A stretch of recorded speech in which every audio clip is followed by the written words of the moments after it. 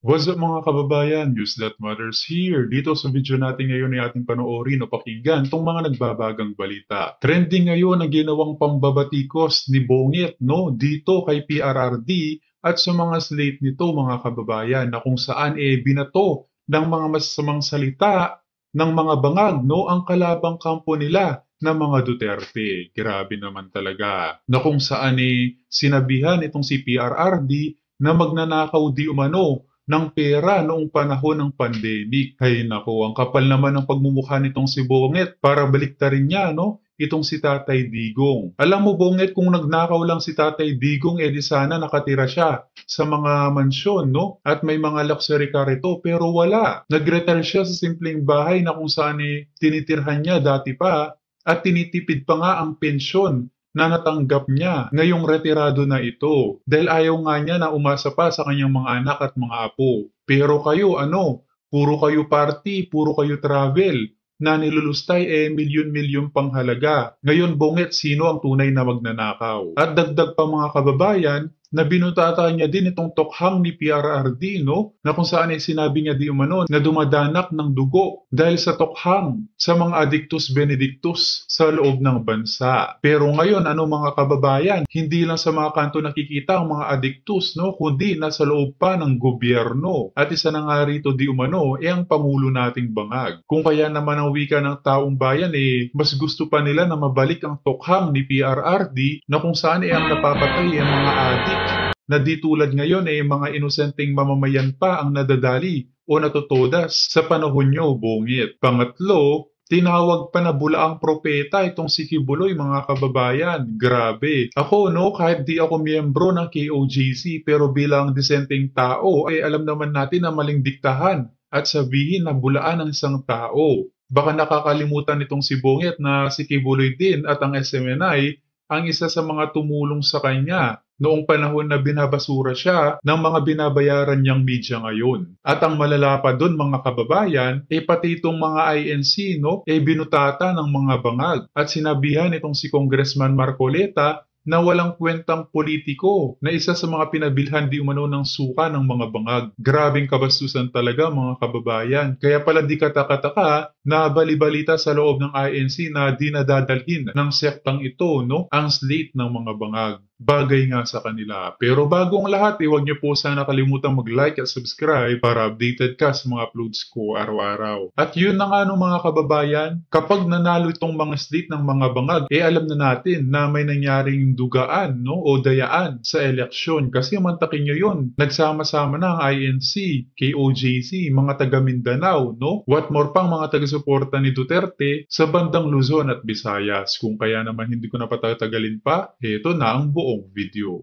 At ito, may nakalimutan pala tayo, Boss Dick, na may kagalang-galang, may respeto silang team. Ano? Walang iba, kundi yung tiga-bukid nun, na si Manny Pacquiao. Walang hirap, pati si Manny Pacquiao, binago mo. Binago mo yung kung saan siya nakatira. Pero speaking of Manny Pacquiao, ito naman kasi si Manny.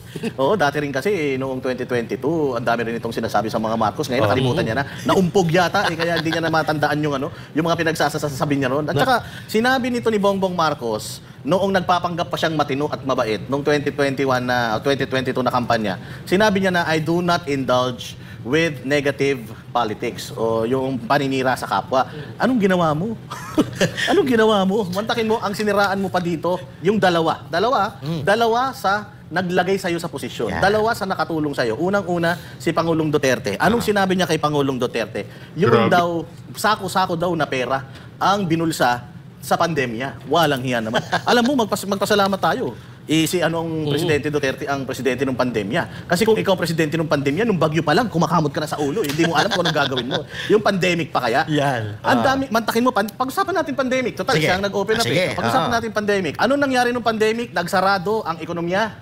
Walang perang pumapasok. Hindi lang Pilipinas. Lahat, pati kapitbahay. Nagdadamutan. Saan? Sa mga face mask, face shield, guantes, nagdadamutan. Nagtataguan, pati sa bakuna. O ano nangyari? Si PRRD, being friends with whom? China, nakakuha tayo ng mga bakuna galing China. Nakakuha tayo ng bakuna libre galing Russia. Yes. Ang Amerika nagsara nun. Pero nakakuha tayo ng mga bakuna at yun ang nagligtas. Baka mamaya nilunok mo pa yung napakaraming bakuna ni Pangulong Duterte no, kung makapagsalita ka. Tapos sarado ekonomiya, si Pangulong Duterte namimigay ng pera, ayuda sa mga Pilipino, 3 ulit. Yun ang tunay, yun ang panahon na dapat magbigay kayo ng ayuda. Ayun, kung meron tayong pandemya, ngayon wala nang pandemya, namimigay pa kayo ng pera eh. Yes. Palibasa nakita nyo, merong opportunity doon, kaya hindi nyo na hininto eh. Tuloy-tuloy pa rin yung ayuda. Ano pang may dadagdag mo doon sa pandemya, partner? Experience mo? Alam mo, partner, sa aking pakiramdam, kung si Bongbong Marcos, ang presidente natin nung panahon ng pandemya, tama yung sinabi mo, baha pa lang nga, kumakamot na, hindi na alam gagawin. Yung pandemya pa kaya? Yung pandemya na immobilize tayong lahat, di tayo makagalaw. Samantalang dito sa baha, pwede tayong gumalaw, may resources tayo, hindi natin magawang masolusyonan, nagtatanong tayo kung ano ang gagawin natin. Sako-sako na pera daw ang kinulimbat. Patunayan niya.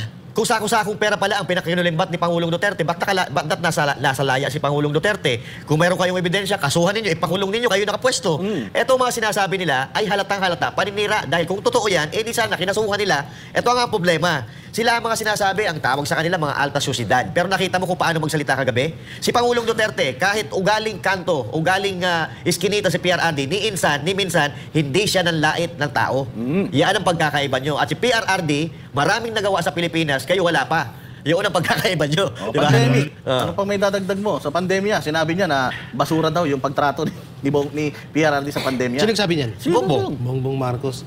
Anak ng teteng naman, lumang tugtugin na yun, Marcos. Huwag mong ibaling sa iba yung Tsaka ginagawa sino mo. ba ang nagnakaw? Pamilya na nagnakaw sa kaban ng bayang Pilipinas. Sino ba yung may kaso sa Tsaka pagdanakaw? sino yung may record? Sino ba yung may record? Sino ba yung hindi nagbayad ng buwis? Yan. Ikaw yun. So, Baka nakakalimutan ni Bongit ang history ng kanyang pamilya, no? Na sila ang tunay na magnanakaw sa kaban ng bayan. Wika nga ng Pilipino, dumadaloy sa kanilang dugo ang pagiging sakim sa kapangyarihan, kaya nga napatalsik yung tatay mo, Bongit At mukhang gusto mo pang sumunod. So, you are talking about ang daming perang ninanakaw. Ngayon nga GAA nyo palpak Blanco yung mga line items sa BICAM report Hindi nyo nga yan mapa-imbestigahan Tapos kung makapagturo kayo na ang daming nanakaw na pera. Ito pa isang sinabi niya. Ano pa yun? Kay PRRD, babalik daw ba tayo sa malatokhang, mga dumadanak daw ang mga dugo, ganyan. Well, ako unahan ko na. Martial Sige. law. Ang daming human rights violation ng tatay mo. Yes. Sangkot sa crime ng crimes of against humanity. Nangunguna kayo sa listahan. Si Adolf Hitler tapos sumunod yung tatay mo. Nako. Oo, pag ginugel yung pangalan ng tatay mo, ang lumalabas, yung tatay mo yung pinakamagnanakaw na na naging presidente sa isang ng mundo. Subukan niyo i-google, Guinness World Record, nakalagay yung pangalan ng tatay niya. So, you are talking about yung mga dumanak na dugo, ang daming mga nangamatay noong panahon ng tatay mo, ilang taon niyang martial law na yan. Ang daming desaparecidos, di ba? Ang daming mga aktivista noon na pinick up. Isa pa nga yan, yung mga aktivista, yung mga matatandang aktivista ngayon, Yes. sila ngayon buhay na patunay na lintik sa paglabag sa karapatang pantao yung tatay mo noon. Tapos ngayon, sisilipin mo yung tokhang ni Pangulong Duterte. Alam mo ang galit sa tokhang? Adik. Yes. Alam mo, partner, umiiwas sila Umiiwas sila doon sa tukhang kasi hindi nila kaya ipatupad. Hindi nila kaya ipatupad. Kaya nga, para sa akin, ang masasabi ko, mas gusto pa natin na nakakarinig ng adik pinaslang kaysa inosenteng tao pinaslang ng adik. Nung panahon ni Pangulong Duterte, ganun ang nangyayari. Diba? Adik, nadali, pinaslang. At ligtas tayong nakakapaglakad sa kalsada, kahit sa mga eskinita. Kahit umuwi ka na madaling araw, wag na po tayong magplastikan. Naranasan po natin yan. Wag na po tayong maging in denial dahil si Duterte ay kalaban nyo. Oo. Pinakinabangan nyo yung produkto ng mamang ito na kung magsalita, marubal, pero At saka yun ang pinangako nila, partner. Oo. Pinangako nila sa tao, itutuloy nila yung nasimulan ni PRD. Yun nga. Kaya sila nanalo, kapal ng mukha mo. Yun na nga Isa yan sa nagpanalo sa'yo, tapos ngayon binabatikos mo. Kaya mga kababayan, kung mayroon po tayo ng matinong kaisipan, i-analyze po natin ang mga sinasabi ng presidente na yan. Dahil pag yan, naniwala pa kayo dyan, naku po, yung bansa natin, siguradong sigurado, wala talagang patutunguhan. Jay Guevara, dumanak daw ang dugo, wag na daw tayong bumalik doon, sabi Huwag niya. na tayong bumalik sa tukang. Alam nyo, mas gugustuhan ko pang balikan yun. Dahil yung mga adik noon, dati nasa kalsada lang. Adik ngayon, nasa gobyerno na. Uy, grabe, grabe ka naman. Mas gugustuhin ko yun. No? At saka kasi, mas madaling puksain. Yung mga drug lord, yung mga drug lord na nandyan lang sa tabi-tabi. Ang hirap puksain ng mga drug lord na nasa gobyerno, pakalat-kalat. No, yun yung mahirap doon. Kaya sa yung about doon sa tukang, hindi kasalanan ng Pangulo yun. Kasalanan ng mga gumagamit ng droga at nagbebenta ng droga. Bago gawin ni PRRD yan, yung tukang na yan, nag-warning muna siya. winarningan niya na itigil nyo yan at kapag hindi nyo tinigil yan, mamamatay kayo. So ayaw na, kasalanan ba nang nagpapatupad ng batas yun? Yun ang, yan ang ugat ng krimen dito sa Pilipinas. So ginawa niya yun, at nung ginawa niya nun, matigas ang ulo ng mga adik, matigas ang ulo ng mga pusher, ginawa pa rin nila, so namatay sila. So walang walang masama doon, no? At ang tanong na lang kasi dito paano naman yung pinatay ng mga adik na yan? Yan ang pinaka-question dito. Paano na lang kung hindi napuksa yung mga adik na yan? Hanggang ngayon nga yung mga kaso ng mga pinatay ng mga adik na yan, mga ni-rape, mga pinagnakawan, hanggang ngayon nakatenga. Walang nangyaring hustisya. Ang naging hustisya na lang ngayon, siguro yung namatay sila. O, tignan nyo ngayon, ilang tatay na ang nababalita sa TV na pinapatay nila yung mag-iina nila, yung mga anak. Ilang kababaihan na. Walang ganyan nung panahon. Walang ganyan nun. Ilang kababaihan na estudyante ang palaging nagba-viral na, di ba? May isang estudyante nakita sa damuhan na ni-rape siya. Mayroong isang estudyante na humingi ng saklolo dun sa tricycle driver dahil ni-rape siya. Tapos yung mga kabataan ngayon, nabiyak-biyak yung mga katawan. Nawala na dati yan Ba't nangyari yan? Kaya kung ako tatanungin, mas gugustuhin ko na magkaroon ng maibalik yung panahon ni PRRD kaysa sa panahon ni Marcos ngayon. Tama, ano pa? So sabi ko nga kanina, dalawa yung inatake niya.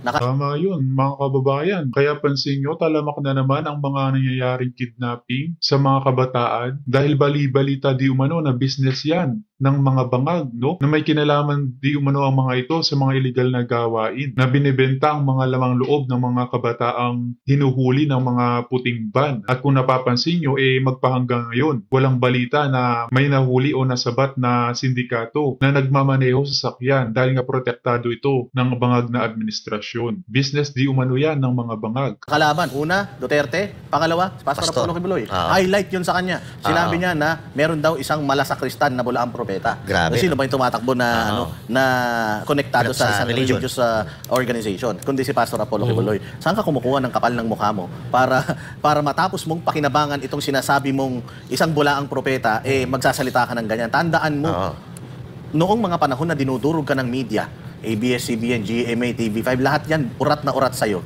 Lahat yan binabanatan ka, lahat yan binababoy ka. Isang network lang ang nagpahiram sa'yo ng kanilang serbisyo. Binigyan ka ng patas na laban. Yung mga plataforma mo, yung mga nais nyo, yung mga propaganda ninyo, nilabas nyo dito. Matapos ang lahat, ganyan pa ginawa mo. Pinagamit sa'yo yung mga resources, pinagamit sa'yo yung mga boost nila, tinulungan ka ng mga tao nila. Pagdating sa dulo, makakapagsalita ka pa ng ganyan. Dito natin talaga malalaman na kasapakat ang Pangulo dito sa ginagawa kay Pastor Apollo Kibuloy. Katulad nung nangyari sa Amerika na si Joe Biden ay wineponize yung kanyang DOJ at ang FBI para targetin yung mga religious organizations at kasama po dyan si Pastor Apollo Kibuloy. Ngayon, si Bongbong, alam natin na ganun din ang ginagawa niya sa Pilipinas. Kasi tingnan mo para makapagsalita ka ng ganyan kay Pastor Apollo Kibuloy na nakatulong sa'yo, saan ka kumukuha ng tigas ng mukha? At ano ang rason at dahilan mo bakit mo ginagawa yan? Ako may singit ko lang sa konti mga partner. Ano to parte to ng ni pastor Kasi kadalasan, di ba kay Jesus, nung sa ating Panginoon may mga tao ding tumutulig sa kanya. Tinatraidor siya. So, ayun yung naging parte ni Judas. Si Judas. Yan, ni Marcos. The modern day Judas. Yan. Talaga yan si Bongbong Marcos. Ito, rektahan na tayo. Yun ang tingin namin sa'yo sa mga pinaggagawa mo. Mantakin mo ang bait-bait ng Kingdom of Jesus Christ sa'yo. Nung hindi pa kayo nananalo, sa SMNI kayo tumatakbo. Actually, ang inatinan nyo nga lang na debate, yung SMNI lang na debate. Yes. Patas ang ibinigay sa yung laban. Hindi ka kumbaga hindi ka binumbard ng mga, kasi alam naman natin, hindi ka talaga umaattend sa mga debate dahil alam ng tao na, alam mo at alam ng team mo na gugulpihin ka ng mga kandidato. Yes. Pero dito sa SMNI, gumawa sila ng patas na programa para hindi naka-highlight lang sa'yo at hindi ka pwedeng hindi ka pwedeng nakafocus lang sa'yo ang lahat ng mga kandidato. So, ayan ang naitulong sa'yo, tapos ganito pa ang mga pinagsasasabi mo. Sa totoo lang, ikaw ang mukha. Kung si Pastor Apollo Kibuloy ang mukha ng politically persecuted na tao sa Pilipinas, ikaw ang mukha ng pinakamakapalang mukha, pinakamakapalang apog sa Pilipinas dahil wala ka na nga naitulong. Kumamkam ka na nga ng kumamkam, pagkain nila, kinain mo, pera nila, ginamit mo, tapos sila pa ang masama bandang huli. Ito yung buhay na example noong Pambansang Makapalang mukha. Makapalang mukha at manggagamit, mga bossing. Ayan ang sinasabi natin. Pangulong Bongbong Marcos. At saka ako mga kababayan, no, bilang isang tao, disenteng tao, wala tayong karapatan na sabihin bulang propeta yung si Pastor Kibuloy, lalo na tumutulong yan sa mga miyembro niya, no? At lumilingap din sa mga mamamayan. Napakawalang respeto naman na sabihin ni Bonget na isang bulaang propeta itong si Pastor Kibuloy, no? Grabe naman yan. Kahit di ako miyembro ng KOJC, nasasaktan ako sa sinabi ni Bonget na ito, no? Paano pa kaya ang mga nagmamahal dito kay Kibuloy? Rating niyo po ito sa kanya, doon sa mga nakakarinig dito na pwede makalapit sa kanya. Again, kaya tayo nagsasalita, nauna siya. Nauna po siya. Nauna siyang bumatikos. Walang Kaya, pikunan. Walang pikunan. Mamaya, patawag na naman kayo sa Congress, ha? Diretso. Naalala mo ba, nagpunta ka sa Prayer Mountain, saka sa Glory Mountain, ang sabi mo, ay, meron palang ganitong lugar sa Pilipinas. Paano mo nagawa? Ang tanong niya kay Pastor Apollo Kibuloy, paano mo nagawa ito? Ang sagot ni Pastor Apollo Kibuloy, zero corruption. Doon pa lang may idea ka na kung anong gagawin mo sa Pilipinas eh. Hindi mo ginawa. Yung zero corruption na ibinilin sa'yo ni Pastor Apollo Kibuloy. Tapos ngayon, ikaw pa yung magagalit, ikaw pa yung naninira, ikaw yung nakinabang. Aba, matindi naman ho ata yung kapal na mukha natin, sir. Oo. Yung mga taga-KOJC, taga-SMNI, hindi po yan magsasalita. Dahil alam namin ang mga ugali nito, hindi po yan mapagtanim ng sama ng loob. Pero kami, na mga nagmamalasakit sa kanila, hindi po namin matiis yung ginagawa niyong kabarubalan. Isa sila sa mga nagpanalo sa inyo. Dapat sana kung ano man ang ginagawa nila, hindi naman lumalabag sa batas, pinabayaan ninyo. Mas malala pa yan actually kay Judas. Mas matindi pa. Alam mo si Judas, nung pinagkanulo niya si Jesus, wala lang, pinagkanulo niya, tinuro niya lang kung saan nagtatago. Oo, yun na yun. Wala na siya ibang ginawa. Pero itong pero ito matindi. Dinikdik pa ng dinikdik yung tumulong sa kanya. At mga kababayan, tandaan nyo, ito yung mga ugali ng tao na hindi dapat naglilingkod sa bayan dahil titiyakin natin na wala talaga tayong kapupuntahan. Ano ba nangyayari ngayon, mga partner? May napunta pa tayo? Wala. Oo, pero paano kang hindi makukumpleto yung kandidato mo, Presidente Marcos? 5 partido pinagsama-sama mo. Mantakin mo itong PDP lang, ang liit-liit na partido lang to, wala pang pera. Mantakin mo lahat ng ng partido pinagsama-sama mo, tapos magtataka pa ba kami na makabuo ka ng 12? Takanta ka nga kami, 12 lang nabuo mo eh. Dapat yan mga 24. 24 senador yung ini-endorse mo sa dami ninyo eh. Oo, walang joke.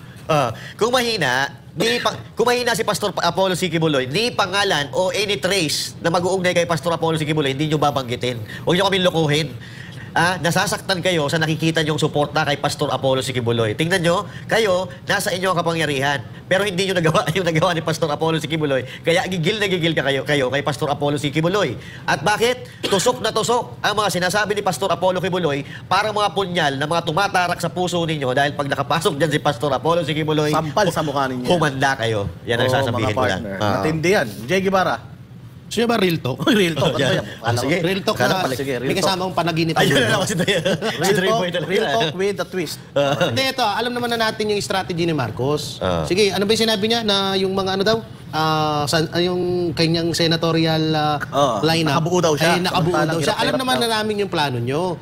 Na kapag, kaya nga sa survey, tinanggal nyo na sila Bongo. Sila Senator Bato, tinanggal nyo na. At yung kay Kiko nung nakaraan, lang yun, drama lang yun. Para lang kunwari, hindi nila hawak yung, or hindi nila minamanipula yung survey na yan.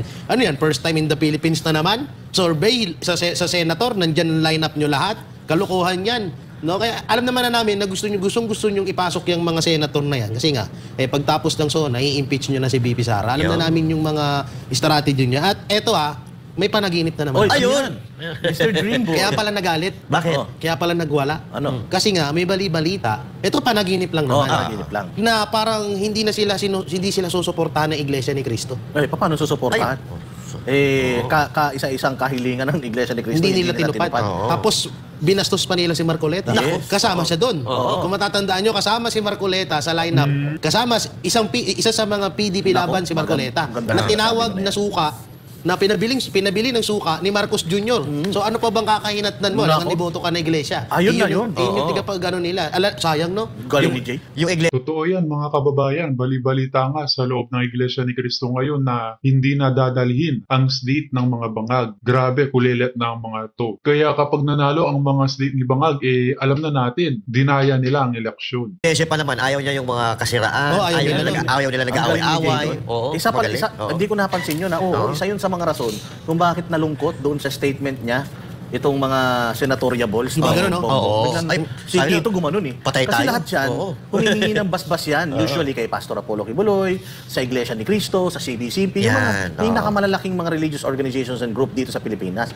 Tapos pinutol mo yung tulay, sinunog mo yung tulay kay Marcoleta, sinabihan mo si Marcoleta na pinabili ng suka, walang kwentang politiko, walang Nako. silbi, populs, ganun ang pinalalabas ni Bongbong. Humanda kayo sa Kuyari kayo ganti dyan. ng api. Yan. Oo, so ngayon, ito si Pacquiao, lalapit sa iglesia, sasara nila yung pinto. Oo. Ito ngayon sila Tito Soto, sila Lacson na matagal nang umaasa at nakikinabang sa boto ng Iglesia ni Cristo, magsasara ngayon yan. Masaklap, hindi lang boto ng Iglesia ni Cristo. 0 vote kayo sa KOJC. They're talking about 5 million. Oo. 7 million total, pero sa Pilipinas, 5 million 5 million, yan. oo. More or less. Or Mga give or kapatid take. pa nating Give and Muslim. take. Or give or Muslim. take. Muslim, lalo na. Lahat ng project sa Mindanao, pinahinto nito ni Bongbong Marcos. Paano kang ang Mindanao, ano yan, Duterte country yan eh. So paano na yan? KOJC, Iglesia ni Cristo, tapos Muslim. mga kapatid nating Muslim, hindi boboto sa inyo. Paano na yan? Wala na. Yari na. So paano kayo Patay ka mananalo na. niyan? Nako. Kaya nananawagan ako sa lahat ng mga taga Iglesia ni Cristo dito na nanonood. Ay pakalat nyo sa inyong pamunuan na ang tawag ni Bongbong Marcos kay Marcoleta ay walang kwentang tao, pinabili lang suka, naging senatoriable na. Yan. Yan na. At Okay. saka sa mga taga Mindanao, tandaan po ninyo, lahat, railway projects, mga kalsada, ipinahinto ni Bongbong yan. Bakit ayaw niya kayong umunlad? Yan. Gusto niya ang Mindanao backwards. Kaya ayan, tandaan nyo sa Mindanao ha. 0 vote kayo diyan sa mga ano na yan, Bobong Pilipinas. Anong pangalan nila? Hindi ko alam. Hindi ko Basta yun, yung ano nila, yung kanilang slate. Wag nyo na ngayon yan, iboto yan dahil sigurado ako kung si Bongbong Marcos sa 3 taon na panunungkulan niya, wala siyang ginawa sa Mindanao, yung another 3, wala pa rin gagawin yan sa Mindanao. Hindi kayo priority niyan. Maiksi lang, partner. Sige, go. Maiksi lang. Kahit habaan mo. Oh. Eto nga, 3 taon na sila wala nagawa, tapos magdadagdag pa kayo ng pabigat. Tama na. Yung 3 taon nyo wala na kayo nagawa, tapos dadagdagan nyo pa yung mga katulad nyo dyan sa gobyerno. Tsaka yan? no? Ganda ng analysis ni Jay, no? Oh, maganda. Tsaka ito, no, yung about sa pinabiling suka. Ang daming nasa pool dun sa mga kasama ni Marcos. Pero mo, Marcoleta, i-ano mo yung kaalaman ni Marcoleta kay Pacquiao. Alayo, di ba? Layo. Sa boxing, malakas si... Kaya pala. dapat Wait mag-boxing. lang. Mag-boxing Kung na siya. matatandaan nyo, may advertise si Manny Pacquiao na pinabili siya ng suka. Kaya yun doon naman pala nakuha yun. Ayan, Wala, ayan, sila ayan. sa kanila pa rin bumalik pala. Nagpapagalan pa rin. Walang yan. Usapang impeachment naman tayo mga partner. Umaalma ang mga taga-suporta ni Vice President Sara Duterte sa impeachment complaint laban sa kanya sa Kamara. Pati na rin sa rekomendasyon ng National Bureau of Investigation or NBI na kasuhan siya ng inciting to sedition at grave threat. Ayon sa kanila, halata raw na may politika sa loob ng mga hakbang na ito. Pero para sa iba, ito ay bahagi lamang ng proseso ng batas. Ano ang magiging susunod na hakbang? Alamin natin ang buong detalye kay Margot Gonzalez. Opisyal nang inirekomenda ng National Bureau of Investigation o NBI sa Justice Department ang pagsasampa ng kasong inciting to sedition at grave threats laban kay Vice President Sara Duterte. Ito'y matapos umanong magbanta si VP Sara sa buhay ni Pangulong Ferdinand Marcos Jr. Ayon kay Prosecutor General Richard Fadolion, susuriin ng DOJ ang ebidensya mula sa NBI bago magpasya kung itutuloy ang preliminary investigation. Ang bise, hindi nagbigay pa ng mahabang pahayag sa issue. Ngunit sa isang press conference kamakailan, itinanggi ni VP Sara ang paratang na siya ay nagbanta sa buhay ni Pangulong Marcos. I did not make an assassination threat to the president. Sila lang nagsasabi niyan. Sila lang nagsasabi may assassination. Sila nagsasabi may assassin, may gunman. Next, could you Did not say that.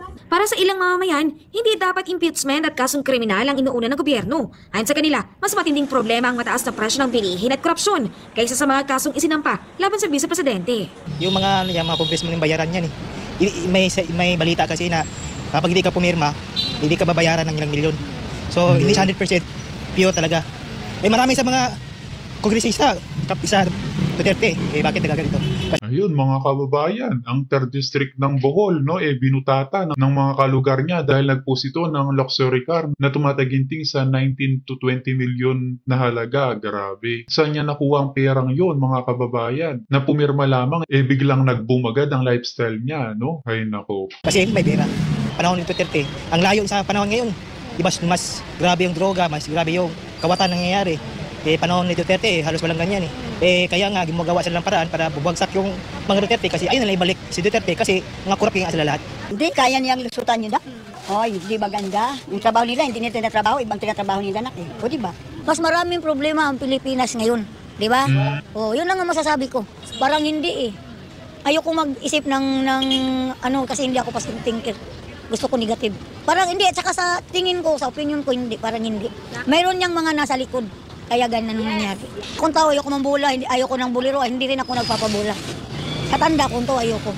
Tumataas mga bilihin, yung mga, di ba? Oh, yun na lang muna inahin, bago yung mga ganyan-ganyan. Tapos yung iba, walang trabaho. Kami, kung wala lang kami tinda rito, wala rin kami, kami mag-asawa, pareho kami senior.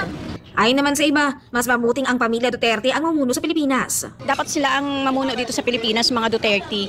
Sila talaga ang gusto namin. Kaming lahat ng Pilipino, sila po. Wala nang iba.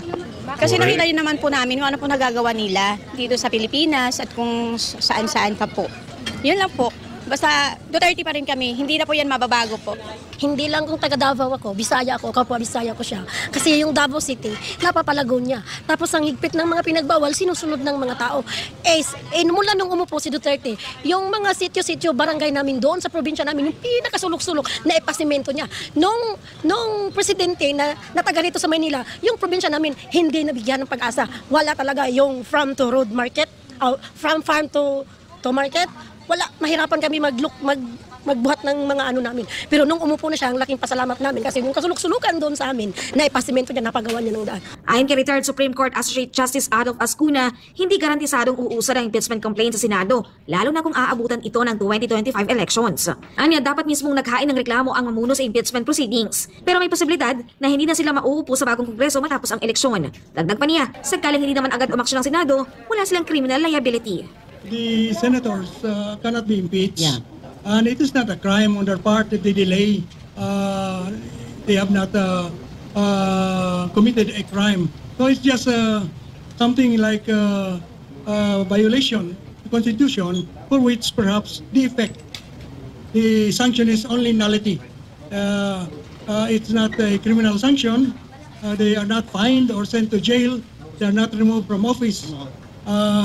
They are not censured because the courts cannot censure them. Yeah. Sa ngayon, wala pang jurisdiksyon ng Senado sa impeachment complaint dahil hindi pa ito nagko-convene bilang impeachment court. Para sa Diyos at Pilipinas ko, mahal Mark Gonzalez, nasa Pinay News. Ako po, NBI, nagsampa na ng kaso sa piskalya. Mga partner, wala na kasing choice ang NBI. Hindi ako galit sa NBI dito sa ano na to. Kasi ako naniniwala ako matinong tao yan si Judge Santiago si Director Santiago ng NBI. Kaya lang kailangan niyang gawin to. Bakit? Kasama sa articles of impeachment yung ano na yun eh. So kailangan mauna siya kasi yun nga yung unang batikos natin, hindi ba? NBI nga hindi pa sinisimulan yung kaso na yan tapos sa articles of impeachment isinama nyo. So anong klase yun? Anong klaseng investigation yung ginawa ninyo tungkol doon sa issue na yun? So eto kailangan ng NBI dahil nga sa Congress, syempre mapipressure na rin yan. So ipafile niya na yung case na yan. Pero ang tanong is mahanapan ba yan ng probable cause ng piskalya or hindi? Yun ang tanong. Kasi kung matatandaan natin, mga partner, sinampahan din si Inday Sara ng kaso ng isang pulis noong nakaraan doon sa may Viluna Medical, di ba? At na-dismiss po yun. So hindi naman, porket isinampa yung kaso, sigurado ng may sasampayan sa korte. Pero katulad ng sinasabi natin, kaya sila gigil na gigil kasi yak-yak sila ng yak-yak. Si VP Sara, short and sweet lang yung kanyang mga sagot sa issue. Si VP Sara, hindi nila matansya kung ano ba yung mga gagawin nila. Di katulad nito ni Presidente Marcos na konting kibot lang, daldal kagad. Tapos mapapahamak naman siya dun sa statement niya. Sabi nga nila, less talk, less mistake. Yes. Kasi sa, naisampa na yung mga kaso na yan. Katulad ng impeachment, nandiyan na yan sa Senado. Kaya nga takanta ako hanggang kanina, partner.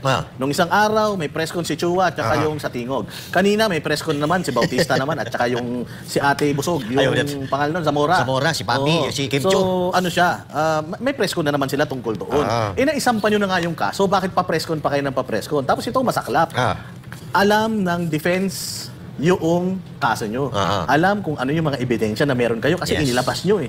So gaano kadali para sa team ni VP Sara na idepensa yung sarili nila. Yes. So kung meron man nagpapahamak at nagpapahina sa kaso ng impeachment para kay VP Sara, dahil yun sa inyo, sa sobrang kapatay gutom nyo sa media mileage, lahat ng mga strategies ninyo, inilalabas nyo sa media. Okay? Simpleng-simple para sa defense team ni VP Sara. Tapos biglang tatanungin ng media si VP Sara, anong masasabi mo Biglang si VP Sara, wala lang. We're ready, we're just waiting. Makikita nila. Sa madaling salita, sarili nila ang sinisira nila, no? Tapos kapag nagalit ang taong bayan, sinisisi sa mga Duterte, anak ng teteng, sumusobra sa pagpupulburon. Unbothered, makikita nila na walang ka-stress, hindi man nagka-wrinkles, nakakangiti pa. So, ito kasi ang hindi naiintindihan nitong mga mambabatas natin na ang mga Duterte, tao ang may gusto sa kanilang tumakbo sila. Hindi kung personal choice, hindi naman nila gagawin yan eh. Kasi may mga personal na buhay din yan. Kaya lang, tawag ng panunungkulan dahil tao mismo ang may gusto, kaya sila tumatakbo sa posisyon. Kung sakaling ma-impeach ito si VP Sara sa Senate, she has nothing to lose. Yes. Tayo ang doon, ang mawawalan. Tayo ang talo. Kung matatalo si Pastor Apollo Kibuloy sa 2025 elections, babalik lang si Pastor Apollo Kibuloy sa Kingdom of Jesus Christ. Aharapin niya yung kaso niya, mananalo siya. Babalik lang siya sa KOJC, makakabalik na siya sa Amerika dahil mawawala na yung mga kaso niya doon. Makakapag-ikot na ulit siya sa Amerika at makakapag-preach na siya ulit doon. And mas lalago at lalago pa sila. Babalik lang sila sa normal nilang buhay. Yes. Tayo ang kawawa kasi they are offering good governance. They are offering zero corruption. They are offering Pilipinas ng hindi lang pang 3 taon, pang 6 na taon, pang matagalan na solusyon sa mga problema natin. So, kung pababayaan pa natin itong si Pastor Apollo Kibuloy at yung mga kasama niya sa PDP laban, hindi mananalo, it's a automatic impeachment kay VP Sara. Yes. Wala na tayong VP Sara na iboboto sa 2028. Tapos, bukod doon, wala pa tayong Pastor Apollo Kibuloy na magbibigay sa atin ng magandang mga panukala. Yes. Panukala na talagang mapapakinabangan natin dito sa Bayang Pilipinas. Yun ang aking last message, mga partner. Sa akin, dugtungan ko lang, yung sinabi ni Boss Dada, ituloy ko lang, no? So, ito na ang huli nating pagkakataon. It's now or never. Pag si VP Sara wala na po tayong aasahan. Pag si Pastor Apollo Kibuloy hindi nanalo, wala na po tayong maaasahan. At wala na po talagang pag-asa na umunlad ang Pilipinas. At itong kaso ng NBI, parang sa tingin ko ngayon pa lang ito nila naisip, ano? Ngayon pa lang nila naisip para palakasin yung ingay at yung palakasin ng kaso para ma-impeach si VP Sara Duterte. Kasi alam naman nila na mahihirapan silang i-impeach si VP Sara Duterte pagka maraming tao o mga Pilipino ang nagmamalasakit. Narinig nyo kanina yung mga nagsasalita. Random po yun, hindi yung pinili. Nag-interview talaga na ang SMNI at gusto nila si VP Sara Duterte na manatili, ayaw nilang i-impeach. Dapat pinakikinggan natin ang tinig ng taong bayan at pakinggan natin kung ano talaga ang kanilang hinaing at kung ano talaga ang kanilang kailangan. At siyempre, huwag natin kakalimutan na 53, pag nawala yan, wala na. Hindi na yan babalik pa at mananatili na yan doon sa kaharian nila. Alam nyo, ang pinakakawawa dito yung mga new generation eh. Kasi katulad yan, alam naman natin na yung ibang mga katulad nitong mga sa impeachment kay VP Sara, so hindi na nila ito naabutan at magiging subject pa nila to balang araw sa kanilang mga paaralan. Mababasa at malalaman nila to. Ang pangit lang, katulad lang nito, yung ipinapataw na kaso kay VP Sara. So isang napakalinaw naman dito na ibig na na wala naman talagang wala namang kaanuhan na para sampahan ng kaso si VP Sara. Walang nangyaring threat at wala namang talagang dapat ikaso kay VP Sara. Ang pangit lang dito, yun ang gustong ipamukha ng gobyerno, gusto ipamukha ng administrasyon. Kaya nasabi kong ang pinakakawawa dito yung new generation kasi lalaki sila na may pangit silang malalaman. At siyempre, kahit di tayo, diba? Hanggang ngayon, naguguluhan pa rin tayo sa mga dating nangyari nung hindi pa tayo nabubuhay sa mundo ng politics. So, ngayon, yung mga new generation, ganyan din siguro ang mararanasan pag nagkaisip na rin sila. So, yun na lang din yun natin yun. Siyempre, para maiwasan natin yung ganyan, wag na natin sasayangin, no? At andyan ang number 53 para sa Senado. Yan ang talagang magpapawala ng kurap at mga salot sa lipunan sa ating gobyerno. Akala siguro ng mga bangag dahil malakas ito sa loob ng Malacanang, no? Na pinapalakpakan ng mga tuta na lower class, lower house ni Latamba, feeling malakas na ito kumpara kay VP Sara na hindi niya alam kung pagbabasehan ang mga opinyon at saloobin ng mga nasa ibaba o mga ordinaryong mamamayan, maka-Duterte pa rin talaga sila. As always, mga kababayan, kita na lang ulit tayo sa ating next vlog. Huwag niyo po sana kalimutang mag-like at subscribe para updated ka sa mga uploads ko araw-araw. Maraming po salamat mga kababayan. Ingat and God bless.